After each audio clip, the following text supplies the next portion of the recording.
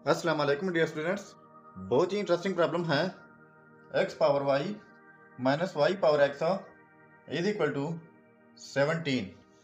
Find out कर लेते हैं एक्स एंड वाई। तो चलिए स्टार्ट कर लेते हैं। X power y minus y power x is equal to 17।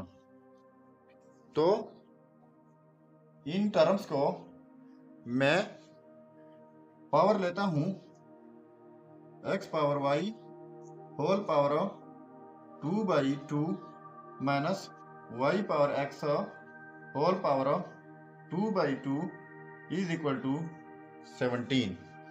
अगर 17 के ऊपर भी ले लें तो कैंसल आउट हो जाएगा, तो वही 17 बनता है। तो इसके ऊपर मैं नहीं लेता। अब हमारे पास एक लॉ है x power a whole power b is equal to x power b whole power a is equal to x power a and b. यानी एक बेस के ऊपर दो पावर हों तो इन सूरत में कोई भी सूरत हम लिख सकते हैं। तो यहाँ पर देखो, इसको मैं लिख लेता हूँ x power y by 2 whole power 2 minus y power x by 2 whole power 2 is equal to 17। अब मैं लेट कर लेता हूं, ये जो है एक इक्वल है एक्स पावर वाई बाई 2, इसको 1 का नाम देता हूं, एंड दूसरा जो है इसको b का नाम देता हूं वाई पावर एक्स बाई 2, ये सेकंड हो गया। अब इनकी जगह a एंड b पुट कर लेते हैं।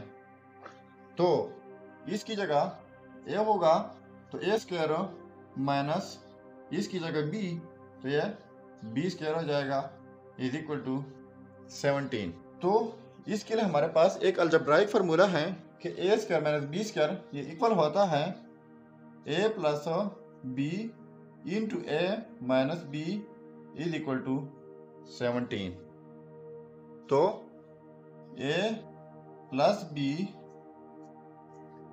a minus b is equal to 17 की जगह अगर मैं लिख लूँ ये 17 क्रॉस 1, इसलिए लिख लिया कि हमारे पास ये नंबर जो हैं ये लार्जर है, क्योंकि यहाँ पर पॉजिटिव है, ये स्मॉलर होगा क्योंकि यहाँ पर नेगेटिव है, तो ज़ाहिरन ये स्मॉलर ही होगा। तो लार्जर के लिए लार्जर लिख लिया, स्मॉलर के लिए स्मॉलर लिख लिया, इसको मल्टीप्लाई करके दोबारा वही बन सकता है। अब मैं लिख लेता हूँ कि a plus B is equal to 17 and a minus b is equal to 1। तो इनको मैं ऐड कर लेता हूँ, तो ये कैंसिल आउट हो जाएंगे, 2a हो जाएगा is equal to 18 divide by 2 cancel out, a is equal to 9। ये a की कीमत हमारे पास आ गई। इनको मैं 3 एंड 4 का नाम देता हूँ। तो ये वाला a जो कि 9 कीमत है इक्वेशन 3 में पुट कर लेते हैं। तो इक्वेशन 3 है a plus B is equal to 17, तो a की जगह डायरेक्ट 9 लगाता हूँ, 9 plus B is equal to 17। तो b is equal to 17 minus 9, b is equal to 8। तो ये b की कीमत भी हो गई।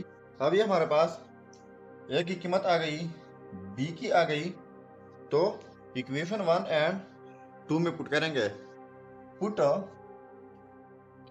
a and b in equation 1 and 2। अब देखो equation a is equal to 9, तो a की जगह लिख लेता हूँ x power y by 2 is equal to 9। तो दोनों साइड से पावर 2 लेते हैं, इस साइड से भी 2, ये 2 कैंसिल आउट हो जाएंगे, x power y is equal to 81 हो जाएगा।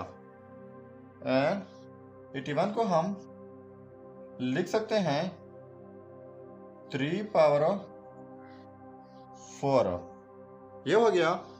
एंड दूसरे साइड पे b इज इक्वल टू 8 है, तो b की जगह लिख लेते हैं y power x by 2 is equal to 8।